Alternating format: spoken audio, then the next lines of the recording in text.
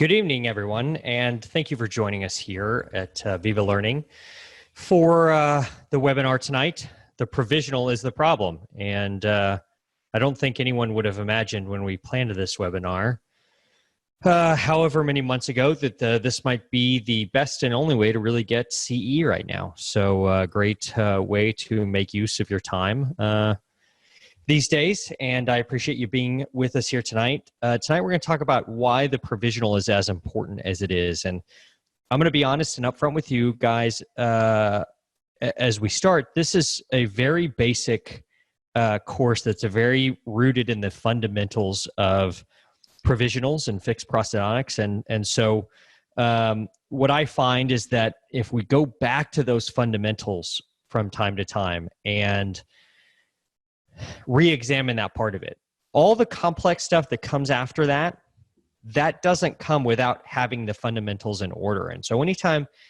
I become confused by something or get lost in my thought process on something, I try to go back to the fundamental building blocks and then build back off of that. And so that's really where we're going to be tonight, the fundamentals of making good provisionals, starting with our single units, stuff we do every day, and just some of the details that become so important on that, because I think we can all identify with the headaches that go along with provisionals. And so that's what I hope we get to answer tonight. My name is Joshua Austin.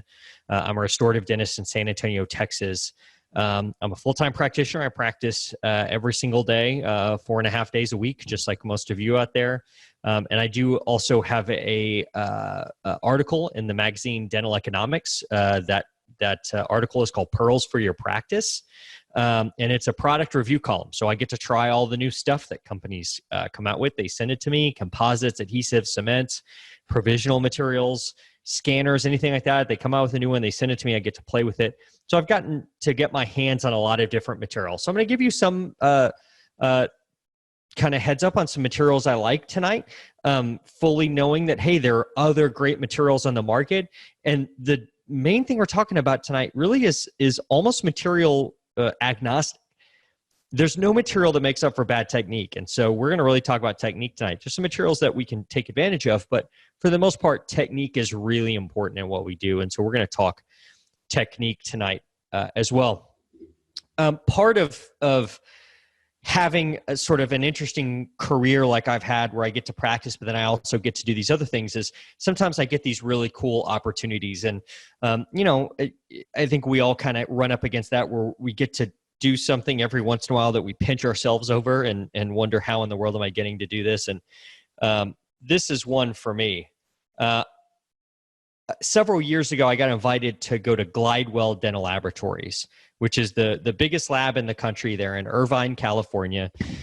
And pretty much every dentist in the country and dental team member knows about Glidewell. They obviously advertise a lot. They do a lot of stuff. And one of the things they used to do pretty regularly was a program that they would publish on YouTube on Wednesdays. It was like a dental TV show on YouTube called Chairside Live. And Chairside Live was generally hosted by Dr. Michael DeTola, who's a mentor of mine and a good friend, and I consider him a brother to this day.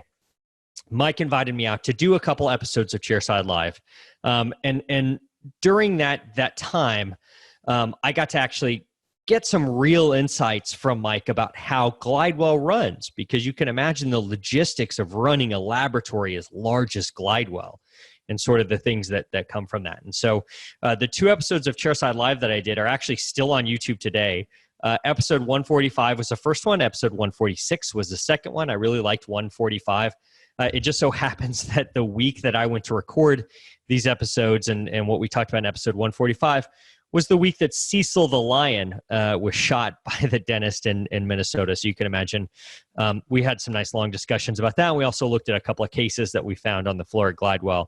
And it was a really interesting time to get to see that. And during my time there, Dr. DeTola shared with me some information about how Glidewell makes their crowns and sort of what are the clinical parameters they use during the crown manufacturing process. Now, Glidewell is completely digital.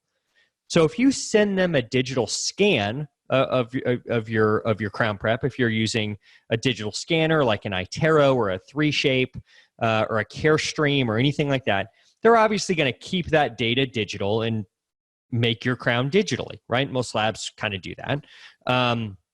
What's interesting about Glidewell is they do everything digital. So they have a bunch of benchtop scanners. So even if you're using polyvinyl siloxane or polyether impression material and you take a traditional master impression of the crown and bridge case that you're working on and you send that to Glidewell, they digitize that and they work everything in the software and design your crowns and then mill them mainly out of Bruxer. It's about 85% of what Glidewell does. And all of it's a digital workflow. When they do that digitally, it gives them the ability to set some clinical parameters for how their crowns are designed and made. And so one of those parameters, or there's two of them that really stuck out to me. The first one was this one. When Glidewell designs your crown, they design every single crown to have an open interproximal contact by 10 microns. Every crown they design has an open contact, okay? The other astounding one was this one. Every crown they manufacture has 400 microns of occlusal space between the crown and the tooth that it occludes against. 400 microns. Now, when Glidewell, does quality control or quality assessments, that will involve a survey or a little questionnaire that a dentist or a dental team member will fill out after the case has been delivered. They consistently get 2 complaints about the crowns that they have made, that Glidewell has made. Complaint number 1 is that interproximal contacts were too tight on the crown and had to be adjusted in the operatory. And the second thing that people complain about is that the occlusion was too high and they had to grind on the occlusion to deliver the case. Now, what that means is that Glidewell made the crown where it had no interproximal contact and no occlusal contact. But something happened in the mouth between when the dentist made the scan or the impression, depending on how you're working, digital or analog, and when they delivered the case. How can we go from being 400 microns out of occlusion to then us grinding that tooth into place? And what it inevitably comes back to is the provisional was the problem. And the patient spent 2 or 3 or 4 or 5 or 6 weeks in a provisional and everything moved. And that movement, that micro movement that you could never pick up with the naked eye, is what led us to problems with their crown and to give us those long seat appointments that are stressful, that no one likes, have to grind it, take it to the mouth, grind it, take it to the mouth, grind it, take it to the mouth. Mike said this. Mike said 90% of single unit posterior crowns that require occlusal adjustment are due to a temporary crown that lacked a centric stop and not the fault of the lab. It is so easy for us to come out of a crown delivery appointment or a crown insert appointment and say, man, the lab screwed up again. They must be terrible. And a lot of times it's not the lab, it's our provisional.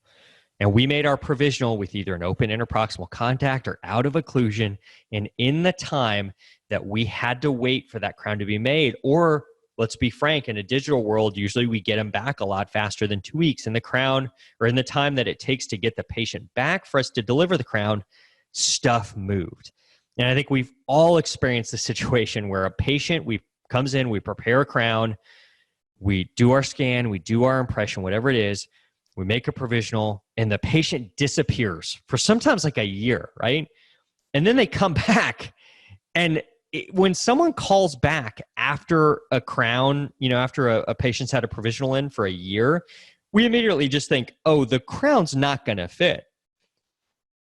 If we make our provisional right, I don't care if it's 2 weeks, 2 months, or a year, if we make our provisional right, we have a really good chance of that crown going in and fitting well. So it all starts with the provisional, because when we make a provisional that doesn't meet the specifications that we need, we end up with tooth movement, we end up with problems inserting the case. And so making a good provisional is not only good for the patient, it's good for us, because it lowers the time of our seat appointments. And if you make a nice provisional, your delivery at times can be sub 15 minutes. You literally bring the patient in, take off the temporary, try on the final, little to no adjustment at all. If you take a bite wing to verify it's seated, however you do that, cement it and you're good. And that just makes your day so much less stressful. So making a good provisional is really being proactive about reducing the stress in your practice. And so that's what we're going to talk about today. When we think about what a provisional does, it does several things for us. Number one is it holds the mesial distal space, the restorative space that we have, so that the tooth behind it doesn't drift in mesially, or our prepared or our operative tooth doesn't drift mesially towards the tooth in front of it, right? We know that teeth without an interproximal contact will tend to drift mesially. We see it all the time, except for second molars, which sometimes inexplicably drift distally, which is generally caused by an interference occlusally. But having a good provisional holds that space mesially distally so that we don't have to adjust those contacts. The second thing it does is it holds the occlusal space so that the tooth opposing our operative tooth doesn't super erupt into our restorative space, right? So our occlusal space, really, really important. Third thing provisional does, pulpal protection, right? Pulpal protection basically means the tooth isn't sensitive while the patient is in a provisional, right? So that makes sense. That's kind of an easy thing. Aesthetics, especially on a front tooth, but even on a premolar, things like that, like patients don't want to be, with what they perceive as a stump or a peg tooth, as they call it all the time when they see their tooth after it's been prepared. Function, basically patients got to have something to chew on, have some occlusal square footage to be able to bite on. And sixthly, I'm generally talking about maybe bigger cases here, or aesthetic cases. I use a temporary a lot of times for diagnostics. If I'm waiting on an implant to heal or whatever, or waiting on maybe some minor orthodontic movements in the other arch, I will use the provisional sometimes to work out where I want my incisal edge and all those sorts of things.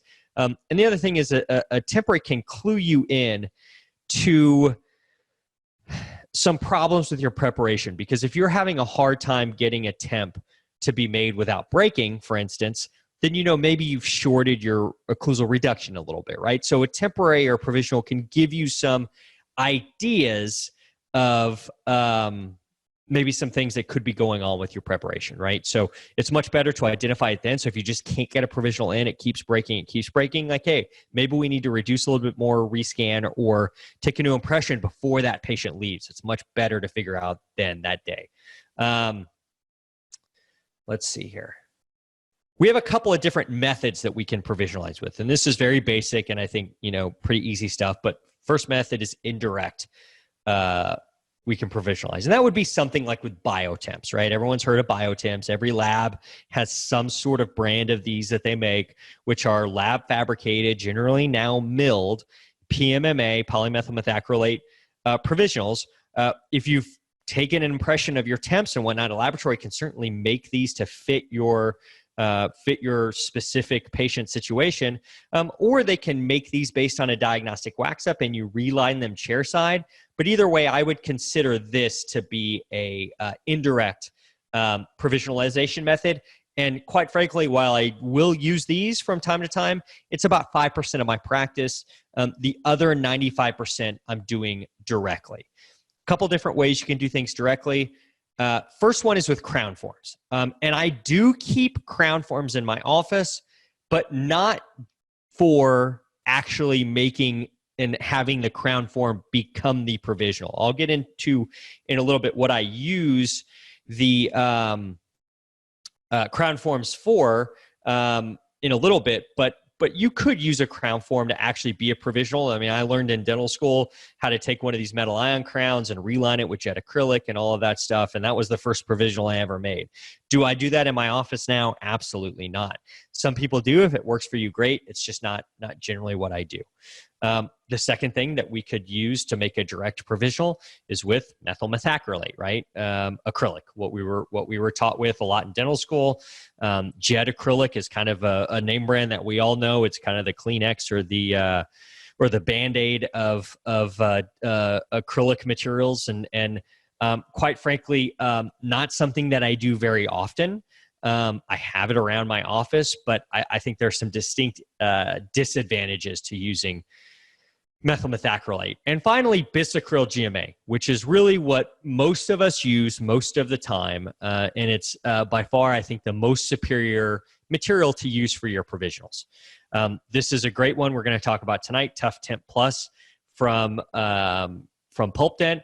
These typical bisacryl materials come in a handgun that you dispense into a template and use a template to make your provisional. You have some distinct advantages of bisacryl GMA. Number one is speed. Far and away, bisacryl GMA is the fastest material that you can use to make a provisional. You're talking about a working time of 45 seconds and being basically ready to trim within 2 minutes and 15 seconds or so when you're using a bisacryl GMA versus a working time of 6 to 9 minutes for jet acrylic. Jet acrylic just takes too long for me to work consistently in my practice. So acrylic is just not something that I'm working with very often. It has to be a really special circumstance for me to use it. When we talk about ease of use, I think bisacryl is by far the easiest method or easiest material using this template method that we're going to go over today. And this is basically kind of what most of us do every day, is using a template to make a provisional. It's the easiest, fastest, and most reliable way to make a provisional. When you talk about strength of materials, I was taught that jet acrylic was fairly strong and that you could use it for long-term provisionals and be pretty confident in the strength of it not cracking. And then when I look at the strength of it, 49 megapascals of fracture resistance versus 200 megapascals for Tough Temp Plus. And so most of your bisacryl GMAs are going to be in that 100 to 150 to 200 range. Tough Temp Plus is definitely topping it out at the 200 megapascal range. Some of your other brands are sort of in the 100s somewhere or another. And so they're all stronger than jet acrylic. And that's typically not what I was taught in dental school, or at least not what my pros faculty led me to believe. I was led to believe that jet acrylic was by far the strongest, and the numbers just don't hold that up. In addition to the fact that we've had advancements in bisacryl like Tough Temp. Tough Temp has a rubberized urethane type of chemistry to it that makes it very fracture resistant. And so that's why you're going to see a higher strength on Tough Temp than you will any other bisacryl GMA. And so that's part of the reason that I really like it, and part of why it has become my go-to temporary material is that strength. And I've done probably 800 units of Tough Temp Plus over the last couple years. And I've had, and this is not hyperbole, I've had one of them break. So it's just not something that we have happen very often because of that rubberized urethane material that is in the Tough Temp Plus. We talk about aesthetics. Certainly if you spend time with jet acrylic and you know how to handle methyl methacrylate materials, you can get them looking pretty good. You can polish them really well and get them looking nice. But to me, even when really, really well polished, in office, meaning a not milled, made with liquid monomer and powder, jet acrylic can never get the polish that we get with bisacryl GMA, which is a composite material, right? And so composites are just going to polish better. And so you can get better, shine, you can get better polish with the bisacryl GMA. And quite frankly, we have better color options with those as well. So another reason why bisacryl to me tops methyl methacrylate in my list of materials. So let's get to the template method. This is the method that most of us use every day. And so I'm going to do a couple of quick basic cases here just to kind of go over a few thoughts, and then we'll get into some other thoughts from there. So, pretty basic tooth that we see a leaking old restoration, big composite that needs a crown. And so we're going to use I use a triple tray, although you wouldn't necessarily have to use a triple tray if you don't have them in your office. You could use, a single arch tray if you wanted to, but most of us have triple trays around our office just for this reason. You're going to use some kind of polyvinyl siloxane impression material to make your template. Squirt it in the tray, have them bite on it while they're waiting to get numb, and that works really well. After you've prepped your crown, you load up your template with provisional material, whatever one you're using, whichever Bisacryl you're using. Make sure you want to overfill it. You don't want to underfill it, but you don't want to grossly fill it to where the whole quadrant's filled, obviously. And you sit it into place and have the patient bite down on it. And for tough temp, we set a timer for around 2 minutes. By the time I get it into the mouth, 2 minutes is a pretty good number for us. It's kind of like figuring out how much time you need to microwave popcorn in your microwave, right? Your material is going to differ a little bit in your office and your hand. So figure out kind of what that time is. For us, it's 2 minutes. We pull it out. Generally, it comes out pretty easily. And a lot of times, quite frankly, it sticks to the tooth. It doesn't come out in the matrix, which is okay. You can see we've got a lot of excess flash here, right? So I'll just take an Explorer and just knock that stuff off. My assistant's there ready to catch it. And then I'll wiggle the temporary off with a pair of hemostats. This works really well. These are called GC forceps. Made by GC America. And these forceps have these little rubberized yellow pads that go into these little notches right here. And they will grab a provisional without scratching it up too bad. If you think of hemostats, hemostats have these ridges right in here that sometimes can scratch up your provisional. It gets hard to buff those out, especially in the anterior. So I do like to use these a lot on the anterior when that surface texture is really important to me to try to keep it as pristine as possible. This stuff right here is an emery powder that you can use to get a really good grip on stuff. These are nice, and we use these a lot in my office. They're a handy thing to have around for getting off temps, for taking off crowns after we've tried them in and things like that. If we don't want to scratch up the ceramics or the temporary material, these things work really, really, really well. And this is my armamentarium. Once I get going, I use a mechanical pencil even to this day, and I'll show you how I use it in just a second. The mechanical pencil really is for me to identify the interproximal contacts. It's one of the most important two things for a provisional: interproximal contact and occlusal contact, right? We got to have those two things. So when I get my provisional, as you can see here, you got a lot of sharp edges and fins of provisional material, right? And so what our goal is to remove those fins, remove those sharp edges without losing our interproximal contact, right? And so that's where it becomes. So what I'll do is there will always be a shiny spot right here in the mid-mesial and the mid-distal. And that's where the provisional material contacted the tooth in front of it or behind it. If you leave that shiny spot intact and trim everything else around that spot, you will have a good contact. So I will mark it with a pencil. Even to this day, I've been doing this for 15 years. I will mark this with a pencil, and then I will begin my process of trimming these fins away and leaving that pencil mark there. If I leave that pencil mark there, I know that I am going to have interproximal contact with the tooth in front and behind. And so I want to go from something like that before to that. You can see we've removed all those sharp edges here, but our pencil mark is almost fully intact, right? We still have a little bit of work to do here. We still have a little bit of work to do here, smoothing that out, but our contact should be good. It's nice and smooth here, but we haven't roughen that at all or ground that part away, so we know we have good contact there, right? So that's really important.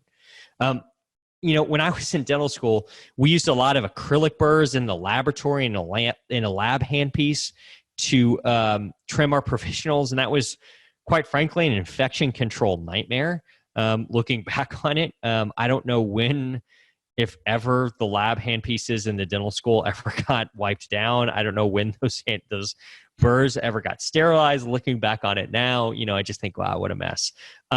Quite frankly, I'm doing it chair side with the burrs that I already have out. I'm not pulling out a special burr block to adjust my provisionals. I'm using what I have on the handpiece. And a lot of times it's just a barrel diamond like this, an 856 018, an 856, 016, whatever it is that you're prepping with for the most part, I will pull that, and pull that off my burr block, put it in the burr, or put it in the handpiece, and at 40,000 RPM dry, I will use that to adjust my provisional outside of the mouth. And that works really well. I don't think you need to have a separate burr. I'm all about efficiency. I don't want to have out extra hand pieces. I don't want to have out acrylic burrs in a straight hand piece or anything like that. I really want to work with the stuff I have out, and I don't want to dirty any more stuff than I have to. And we will take something like that and turn it into that, right? And smooth all those margins out, get everything nice and smooth and clean, keep our interproximal contacts there, and now we're ready to roll. So now we try in the case here, and remember we made that template, of the tooth before it was prepped. And so you can see kind of some of the outline of that crappy old composite, which for this provisional is totally fine. It's on the occlusal surface of a maxillary molar. Obviously no one's ever going to notice that. And you can see how well our margins fit here on the buccal and the lingual. So we've got good closed margins. We've got nice, tight interproximal contact, so that tooth's not going to move anywhere mesial distally. We should be good there. Here we are from the palatal. You can see how nice our margin is there. Still have my cord packed. I don't pull my cord until I'm ready to cement with temporary cement. So I leave my cord in so I can really envision that finish line while I'm adjusting my provisional. And here comes the time that is the other part that's important, is we've got to leave our provisional with a centric stop. And I know that oftentimes we are scared of leaving our provisionals in occlusion because we think they're going to break. And we go back and do a little extra polish at the end, as we may be well-meaning with that polish, but sometimes that polish can polish us out of occlusion, and then we get some more movement here. So I'm totally comfortable with this occlusion. You can see we have occlusion here in 3 different spots. We have triangulated occlusion, and we have full occlusion on all our other teeth, right? So sometimes it's as simple as this. Sometimes if I'm having a hard time of telling exactly where the bite is preoperatively, I'll take a piece of shim stock and I'll find a couple of stops before we prep the tooth, or even before we make the provisional. Then I'll make the provisional and make sure we still have those, stops where shim stock, either drags or won't pull through, and that gives you a really good idea of if you've nailed the bite. So I know that we don't like to leave these in occlusion. We like to get them really light in occlusion, but just know the less the less we have as far as the centric stop goes, the more chance we have of that tooth underneath it, in this case, number 30, super erupting and making it to where we have to grind on our crown when it comes back from Glidewell. And then now we're pulled the cord, we're ready to go, we're nice and isolated, and it's time for provisional cement. Quite frankly, with provisional cement, and what I'm going to show you, at least the one that I use, less is more. I think most of the time, too much provisional cement gets put in, that too much provisional cement becomes a cleanup issue, and we leave some provisional cement behind, and that leaves us with inflamed gingiva that gets difficult to isolate when it comes back to put the crown in, and we need to isolate it to use our resin cement. So the less that we use for temporary cement, the better. Now, this is the temporary cement, and then I'll spread it around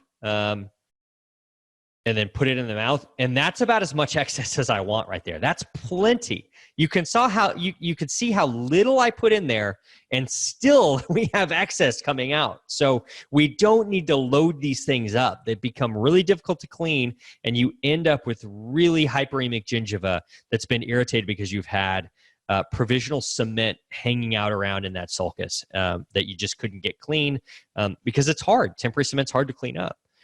I use this temporary cement by this company, Itena. They're a French company. This is called Dento Temp. I was turned on to this material by a gentleman named Alan Mead, who is of the Dental Hacks podcast.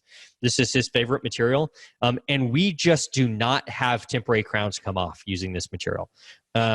Part of that is retention and resistance forms of your preparation. Part of that is keeping your provisionals in one piece. Obviously, if they break, coming off is a problem. Makes it really easy for them to come off. And then I think the third part of it is this provisional cement. I think this is I've tried a lot of provisional cements, and this is by far, I've been most satisfied with this. Now, I say we just don't have them come off. That does mean that sometimes I have to cut off provisionals because this cement is pretty rock solid.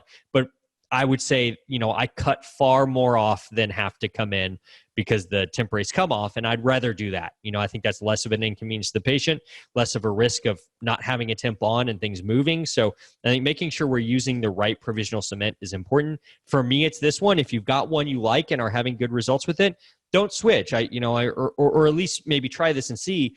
But if you're having some issues with provisional cement, I would recommend this one. I think it works well. I don't get paid anything from this company. I just like this material. Some advantages to DentoTemp: it's non-eugenol, so it's not going to screw up anything as far as bonding to the tooth. It really does. It says high bonding strength. It's not bonding to the tooth, really. Obviously, it's a provisional cement, so it's not going to do that. But it does stick really well.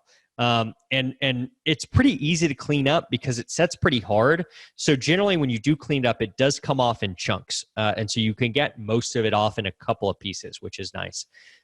It does work really well with the Bisacryl GMA to stick to the inside of the crown.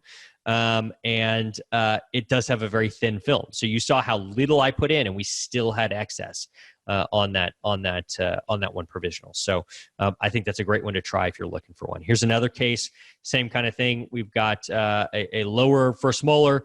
Patient's got some symptoms, cold sensitivity, sort of typical cracked tooth syndrome that you would see with a big amalgam filling. We've made our template here. We've prepared our tooth before our buildup. You can see that crack going mesial to distal to there. And then we've done our buildup here. And now we're ready to make our provisional. There we go. There's our buckle. And we're off and rolling at that point. Couple of tips with the template method. Tip number one: the better your template, the easier time you're going to have with your provisional.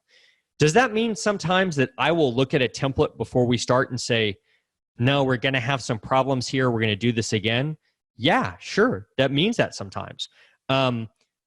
If there's a void, if we're halfway biting on the tray, things like that, it's a lot easier sometimes to just make a new template before we even get started than it is to try to wing it later. So that means that before I sit down, or as I'm warming up my handpiece and I'm about to start spinning that burr, I do take a look at the template every single time to make sure that the template looks good, because it can save us a lot of headaches at the end. So I would recommend take a quick look at your template before you start prepping the tooth. Make sure everything's good. I always say use a cheap polyvinyl siloxane for that. You don't need to invest a lot of money into your templates. They all do pretty much the same. So you could use the most expensive polyvinyl siloxane for your template, or you could use the cheapest, and you're going to get similar results. So this would be an area.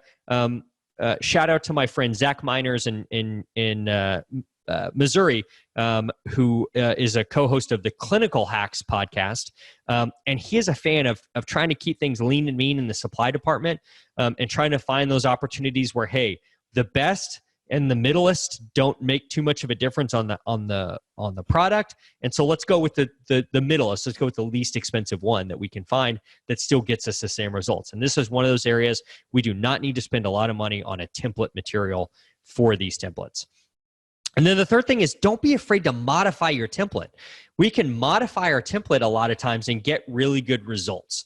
And there are times that we need to modify our template. So here's an example of a template that I didn't sort of think this was going to be that big of a deal. But if you look here, we had a big void in the template. And so what that led to was an ability for the material, for the Bisacryl GMA material to flow into that void and not be where I need it. And it leaves us with a void in the provisional that we now have to deal with. If I would have caught this beforehand, I probably would have made another template.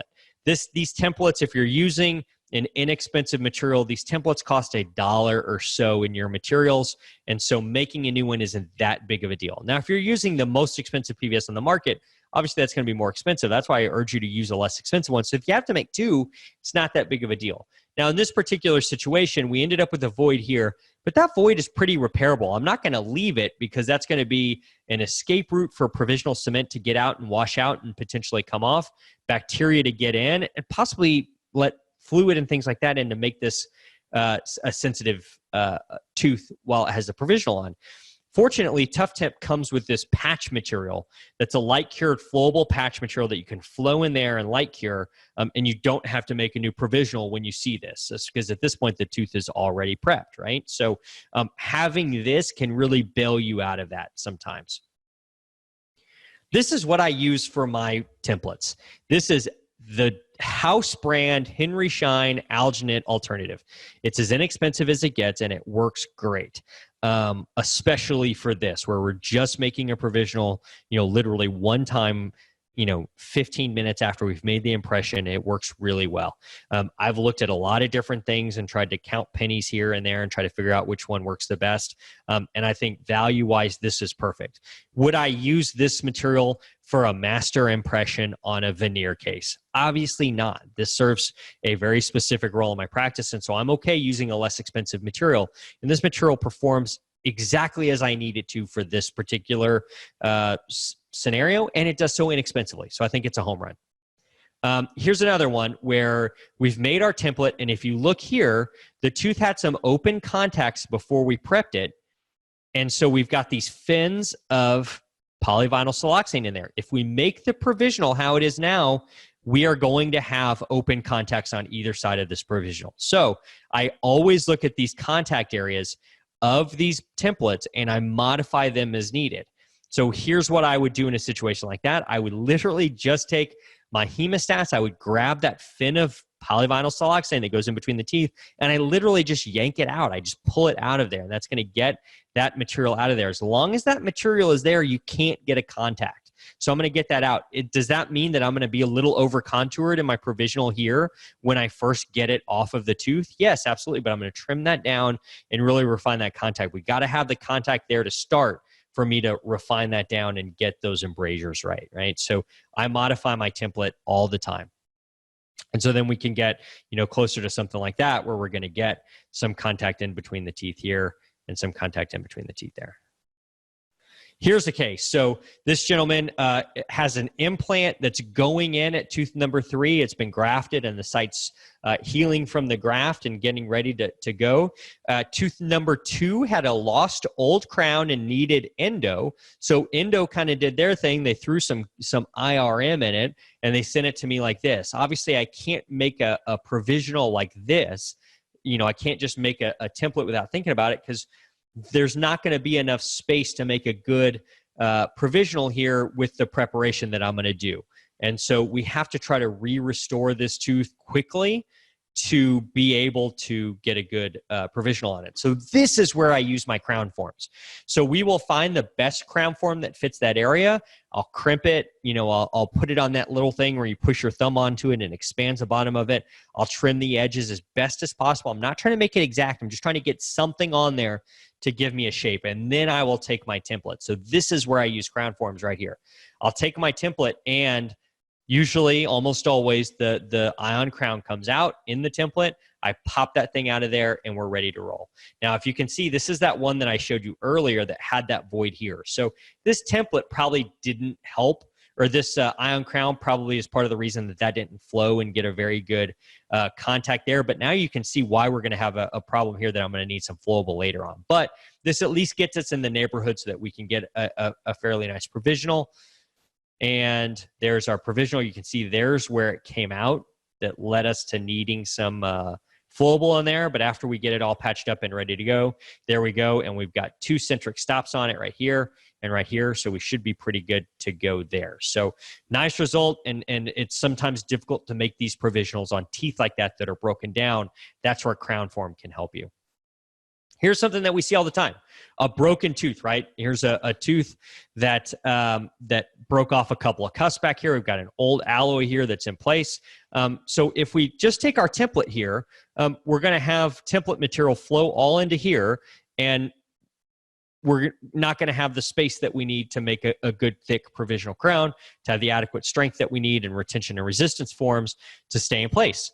So we have a couple of different options. Number one is to just pop your template right then and there. And what you can see is now we've got a problem here. So one thing that you can do, and the kind of cheap and quick and dirty way to do this, is just take a burr and clean all that stuff out with the burr in your handpiece. Say 10,000 RPM will do it well. What you're going to end up is a fairly bulky provisional here that you're going to have to trim back. But obviously, it's much easier to trim it back than it is to add, right? So you can literally modify the template with a burr in a handpiece, and then you just rinse it out afterwards and get it nice and clean and dry, and you're ready to go. That's probably the roughest method, but it works pretty well, and that's a method that we use fairly frequently, especially for small ones. This one's missing a couple cusps, so I'm going to look at a couple other ways to do it. This is just utility wax or rope wax, right?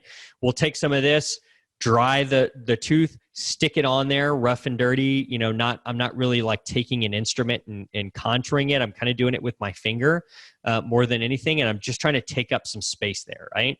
Then after that is done, after we get that in place, because this isn't going to stick very long, so you got to work pretty fast on this. We pop a template here, and as you can see, the utility wax is always going to come out in the template. Once you've done with that, you'll just take your Explorer and pull this utility wax out of the template, and you'll be ready to roll. And then the third way to do it's probably the easiest way to do it, but it may cost you a few extra bucks, and that's using just some flowable composite material, unbonded. Do not etch and bond. Just dry the tooth and just build it up with flowable composite. This is not going to be a definitive part of the restoration. We're just using this to block out our template. So take some flowable composite, light cure it, and that gives you by far, I think, the best template. You've used a couple of dollars of flowable composite, which in most of our offices is around $24 a gram. So I'm not doing that willy-nilly, but I think in some situations it can make your provisional a lot better. Here's a really good example of one of those fins of bisacryl GMA that I spend my life removing, right? That's really what we need to think of. This is a really good view of just one of those fins. You can see where it started to track around across the embrasure space and onto the buccal surface of the tooth next to it. If you remove that fin and polish that down without taking this away right here in the contact, you're going to end up with a nice provisional, right? So I really try to look at it as just where are the fins that I need to remove, and I just start removing fins, right? Let's talk about multi-unit. So when you talk to Glidewell, about 80 plus, depending on the year, 80 to 85% of the cases that make it into Glidewell every year for crown and bridge are single tooth restorations. So single crown on number 3, single crown on number 14. That's the 80% of what gets done in Glidewell. The other 5 to 10% are, the other 10 to 20% are multi-unit, right? So whether that be 2, 3, 4, and so on. And so when we make multi-unit provisionals, a lot of it's the same as our single unit provisional with a couple of different modifications, pretty easy ones. So, the first thing is when we get a multi-unit one, we got to get rid of the bulk. We got to contour and get our interproximal contacts in place. Now, in one like this is a terminal tooth. This is tooth number 15. This is tooth number 14. So there's really only one contact that we're shaping here. So we're just going to polish all this stuff up. But we got to get all these big, huge chunks off, get these fins out of there. And to get it something like this. So we're not done yet, but we're at least getting close. We've got our contacts refined. We've got our margins trimmed, but we still have this interproximal part that we have to do something with. And this embrasure right here is really important because we need to give ourselves access to clean this embrasure. Otherwise, we're going to have provisional cement just sit there. And then this tissue in between these teeth is just going to be hamburger meat when we come back to deliver these 2 crowns. It's going to make our delivery appointment more difficult. So even if we don't have any adjustments on the crown, if we've just left this embrasure as wide and thick as this and uncleansable as this, it's still going to make our delivery appointment stressful because we have to deal with the stupid gingiva, right? So we got to make this a little bit more hygienic for the patient. So the typical way that I will do that, especially on posterior multi-unit provisionals, is I will use a really thin diamond burr like this. This is like an 856, like 012, very small, round-ended barrel diamond. that I will use to really get in there like this and get this part opened up and refined and smoothed out. And so when we get done, it's more like this. You can see those finish lines all the way around, and you can see some space right there. That space is vitally important because I'm going to put floss there when I deliver the provisional. And that floss, if that floss can fit into that notch, that embrasure between those two units, I know that I can keep cement out of there and keep that tissue fairly healthy. So that's my goal, is to get floss to sit down into that without impinging on any of this, and to really sit down into that embrasure. And that's really what I'm shooting for, is to get that floss to sit down in there. I will leave that floss there. I will put provisional cement into each one of these, put the case in, and then I will pull that piece of floss out the side after the provisional cement is set up, which then cleans this and this. And I know that I don't have any cement just sitting here, festering in the gingiva of the patient for the 2 weeks. When we're working on multi-unit provisionals in the anterior, it's just almost essential that we have a template more like this than the ones that I've shown you before. Those other ones work great for single unit, double unit, in the posterior, but in the anterior, we really need something like this, which is made of a putty, a polyvinyl siloxane putty, and then washed after the putty was set, with a lighter body of polyvinyl siloxane. And this, in this particular case, was done over a diagnostic wax up, right? So the diagnostic wax up was done in this case to get us an idea of where we were going. And then we use that to make this template, which is going to be much more accurate. And the more accurate your template, the easier time you're going to have fabricating your provisional. So this would be my armamentarium here. I've got my forceps or my hemostats to try to get this thing off. We've worked this thing off, and now it's time to trim it up. And so I'm going to use Softflex discs in this situation. Softflex discs are made by 3M. They're typically used for anterior composite work, right? Or for finishing and polishing composites that we can easily reach and don't endanger any of the soft tissue. And many clinicians, and even my textbook that I studied, Schillenberg's Guide to Fixed Prosthodontics, which is what I learned in dental school, it talks about using a sandpaper disc in a lab handpiece or a straight handpiece. And my problem with that is those are, we start having issues doing stuff in the lab with infection control. And if I do this chair side with my latch and whatnot with these disposable Softflex discs, I just throw them away. I don't have to worry about it. And the mandrel gets sterilized because it's used in the patient's mouth as well, and we don't have to worry about it. Whereas the lab side, I just don't know when that's happening. And so from an infection control standpoint, I think it makes more sense to use these. And because Bisacryl GMA is essentially composite, I can use these discs to really get a nice polish and shine on my provisional. So I'll use a more coarse disc to start refining my embrasure form and refining even my margins with the disc. These discs do really well for that. And so you have something where you have, you're roughly into place, but you need to refine some of these rough margins.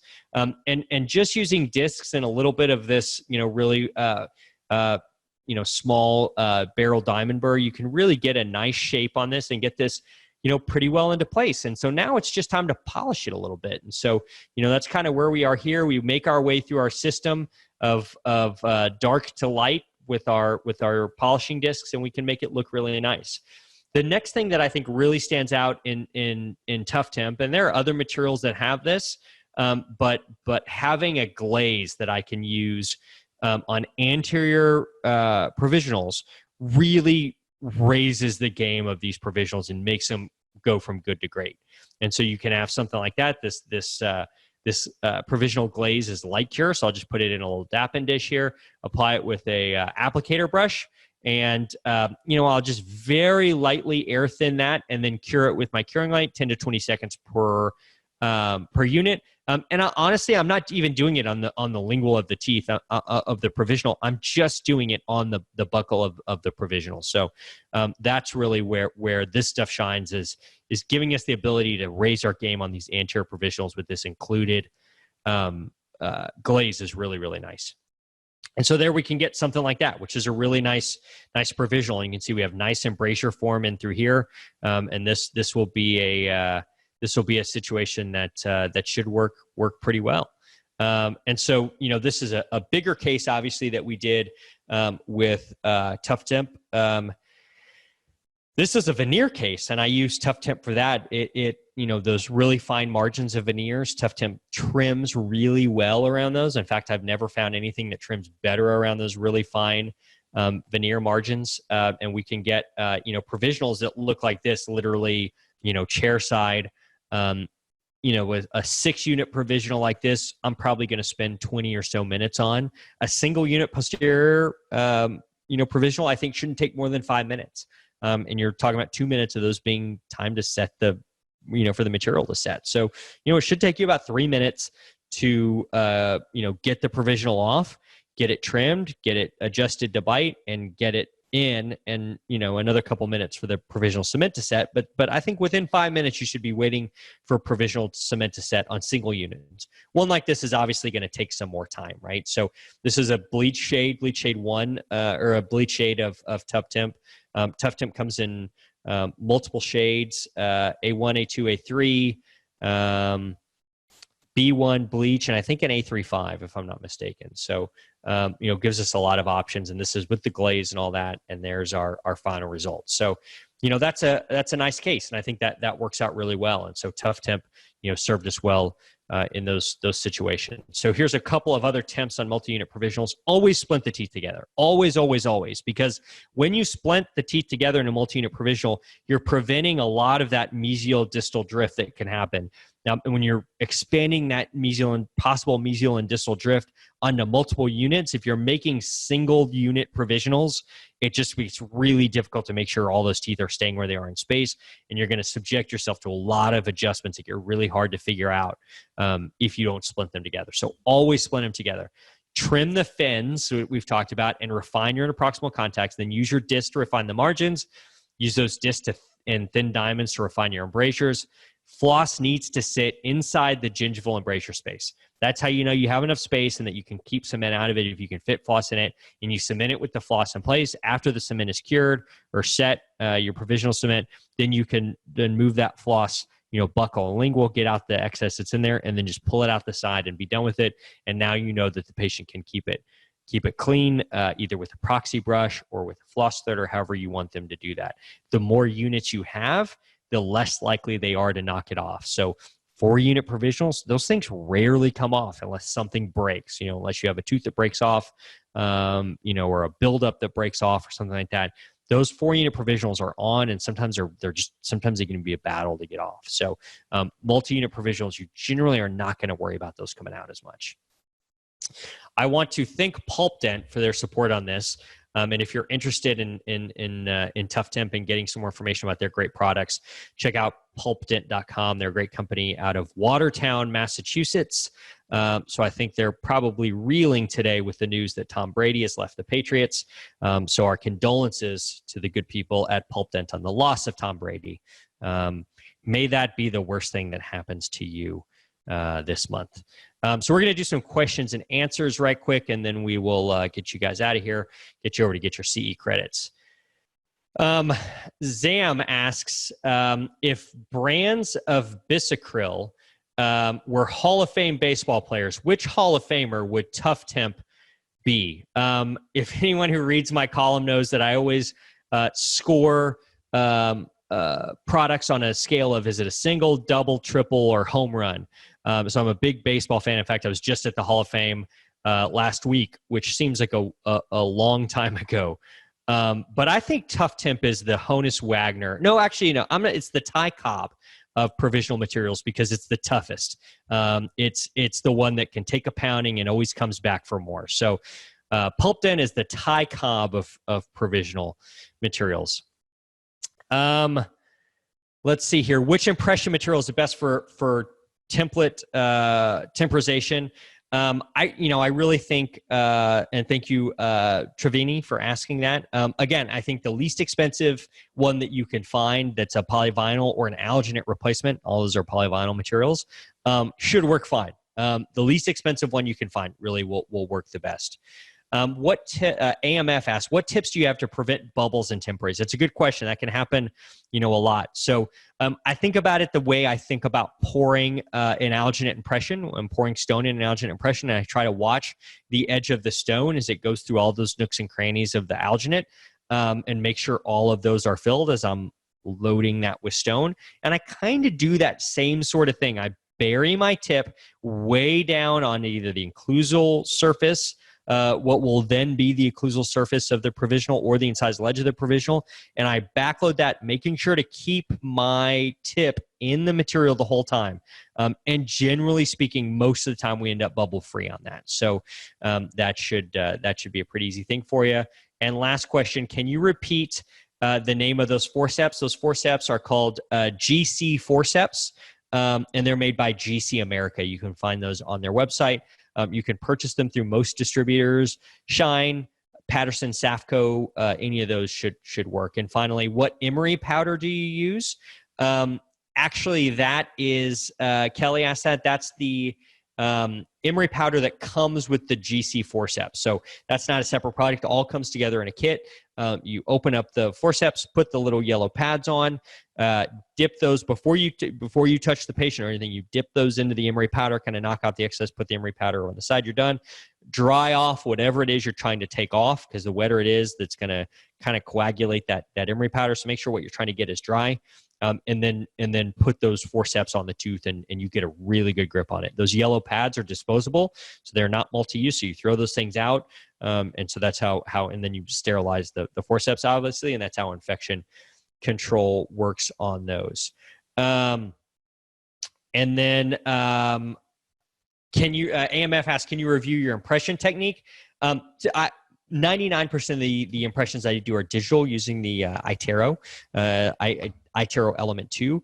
And so I'm a single cord guy. I do a single cord during the preparation. And then after I'm done with the preparation, as a substitute for a second cord, I use a gingival hemostatic paste for 2 to 6 minutes, depending on how much time I have. If I have to go check a hygiene patient, sometimes it'll stay in there for 6 minutes or so. Needs to be in there at least 2 minutes. That mimics the effect to me of a second cord, getting me lateral compression of the gingival tissue. And then I do it digitally. So I can't help you a ton with polyvinyl impression technique, because it's just not something I do very often. But generally, whether you're scanning or whether you're using impression material, what it comes more down to is your core technique. And so, for me, a single cord with gingival hemostatic retraction paste works very good for me. And then finally, which material do I use for glazing the multi-unit provisional? That's the Tough Temp glaze that comes with the kit. That works really, really well for that, and that's what I would use. In other kits that don't have a glaze, there's some other products that you can use, including, honestly, your dentin bonding agent. If you can just get a little etch going on the surface of your provisional, clean that off, and then put some dentin bonding agent on there. That works pretty well, but I don't think it works quite as well as a sort of all-in-one kit that works with. Or that comes with the Tough Temp. And finally, Mark asks, what do you do when you get the temp locked in the undercut of an adjacent tooth, especially in the anterior? Can you add to the temp if you find it is thin in an area? Yeah, you can certainly add to the temp with that flowable material that I showed you that came with it, and that works really well. And if that glaze, that oxygen inhibited layer is still in place, you don't even need to do any etching or bonding. You're just ready to roll. Now, if you've trimmed it a bunch and then find it, then you would need to do some kind of adhesive or something to make sure you get a good stick there. If I find an undercut and the undercut's kind of an issue, I will use something like ultra dense blockout resin to just fill in the undercut and block it out, and then I can get the crown out. I just want to make sure I don't get that on the interproximal contact, because then once I remove that, now we have an open interproximal contact. So to close here, I really do think that your life can get less stressful if you spend a couple of minutes on your provisional and making sure your provisional has good interproximal contact and good occlusal contact. And I know that's not sexy, and it's not earth-shattering, and it's not revolutionary, but sometimes just that little bit of extra work at the beginning makes your crown seat appointment so much better.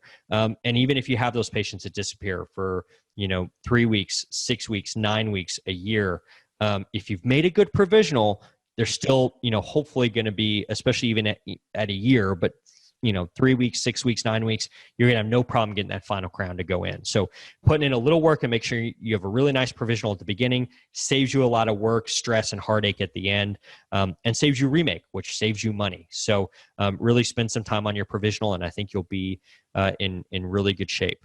Thank you guys so much. You guys can reach me anytime, jaustindds@me.com, or you can find me anywhere on social media at Joshua Austin DDS.